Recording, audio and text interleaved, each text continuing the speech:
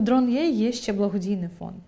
І наскільки я знаю, ви постійно долучаєтесь, допомагаєте комусь, тобто кожен на своєму місці потрошку волонтерите.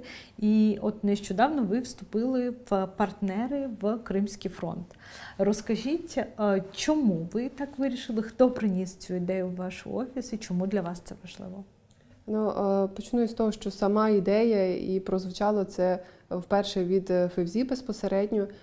Він поділився, це така була натхненна історія, коли він прийшов і каже: так, Руслано, у нас має бути дуже класна зустріч, і це будуть люди, які безпосередньо представляють Кримський фронт, їм потрібна наша допомога, а я як людина, яка родом теж із Криму, і там пройшло все моє дитинство, там мої рідні і батьки, я хочу, щоб ми могли бути корисними їм, бо вони роблять велику справу. І в нас відбулася ця зустріч, ми проговорили, познайомилися, і зрозуміло, що насправді рух кримських татарів в Україні і взагалі на території в умовах війни ще з 2014 року, він насправді дуже сильний і потужний.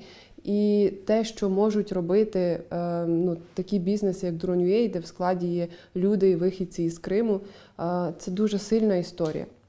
Тому, не знаю, Февзі, враховуючи нашу всю таку величезну завантаженість, Февзі кілька разів доходив до того, що а коли ми розміщуємо реліз, а коли ми підписуємо те, а коли ми робимо одне, друге, інше.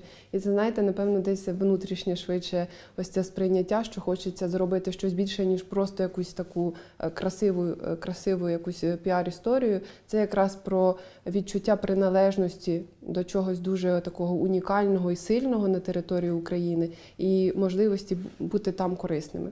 І якраз історія про наш благодійний фонд Drone.ua – це можливість там робити теж хороші речі, і для Февзі це дуже близько.